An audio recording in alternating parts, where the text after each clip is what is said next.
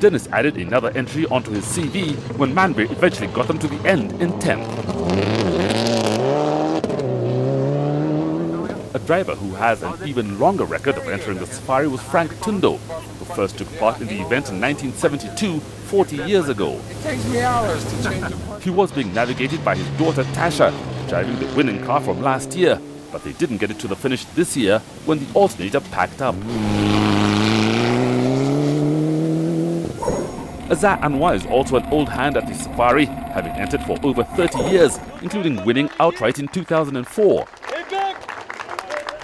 Together with Julius Gige, they were strong contenders for a top placing and were lying 6th at the end of stage 3. In between the stages, the cars made pit stops at the centrally located service park at Il Bissel, where the mechanics had the task of keeping the cars going.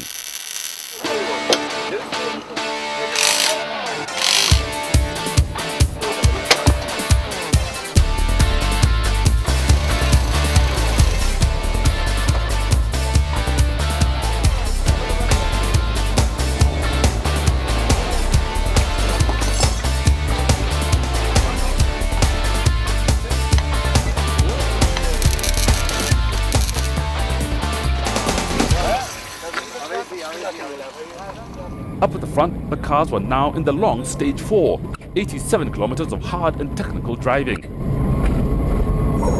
For many, it would be the turning point of the event, including for the rally leaders Alistair Cavan and Gavin Lawrence. Their luck ran out when they hauled the radiator, forcing them into retirement. Carl Tundo and Tim Jessup were running ahead of Kavanagh on the road, unaware he'd stopped and were driving hard.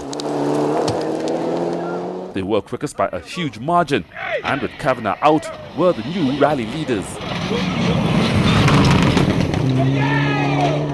Ian Duncan and Amos Lutz were also driving hard to close in on the two cars ahead, balancing their pace between staying at the front and preserving the car. They were caught off guard by Tundo's turn of speed, coming second on the stage, but were now second overall. Maintaining the unrelenting pace was out of reach for Baldev Chaga and Raju Semi in the N16, losing nearly 90 seconds on the stage, but what was important was they were now in third.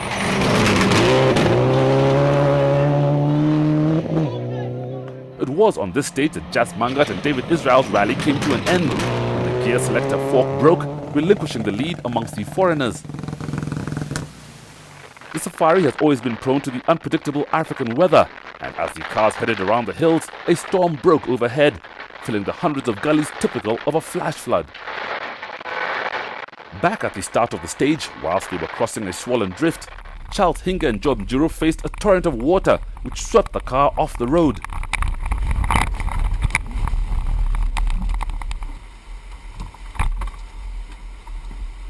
In the river we were praying, believe me.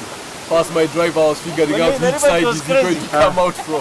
From my side actually, so like we'll actually drown. Because what happened is that sitting in, you could see the water, the river coming from the hill and then going over, the bonnet. With the car blocking the route, the rally was halted whilst it was recovered, but with more similar drifts ahead, the organizer stopped any further cars attempting the stage. Well, unfortunately, it is getting late in the afternoon now, and we really can't let them wait there for the flood to go down and then let them rally at night. We wouldn't like to do that now. But it's flash floods in the hills further up, which has brought the water down and washed away the drift completely now. Flash floods on the Safari have been common in the past, and in the early years, the crews just had to persevere.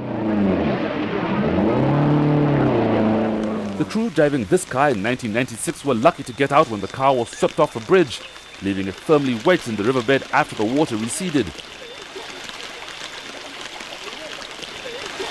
Only 22 of the 63 cars still running got through what had been the last stage of the day, with the remainder all given extended service in lieu of a bogey time.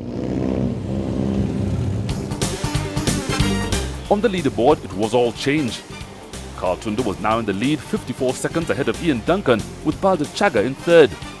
The following three had inherited privileged positions. The cars were regrouped and held in Parc Fermé overnight, proceeded to run in their overall placings. and it was Carl Tundu and Tim Jessup who were first on the road, heading 50 kilometers towards Tanzania for the first of the 2 stages of the day. On this final day of competition, fans turned up in droves at the spectator point, caught up in all the excitement.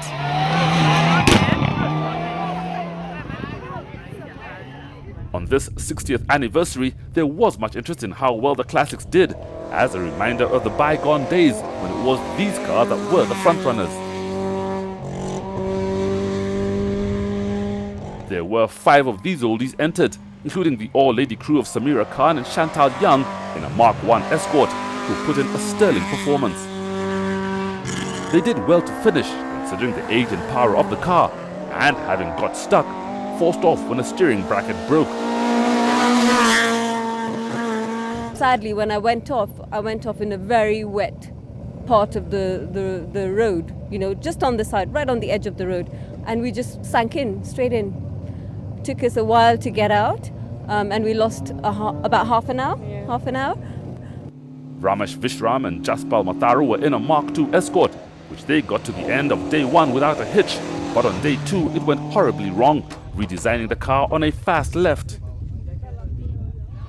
Another Mark II Escort driven by Jonathan Soman and Rue Heckel were the clear favourites to win the category, and right from the start set the pace, extending their lead on each stage. This is my background, growing up with a Safari and these old cars, rear-wheel drive, and that's how I learned to drive. So this is the stuff I like to do. When you get a bend absolutely right and the back comes out and you slide around the corner and it's just perfectly lined up, it's just fantastic. It's such a good feeling. They were headed for victory, starting the final stage with a 5-minute lead, but it was snatched away when the engine blew within sight of the finish.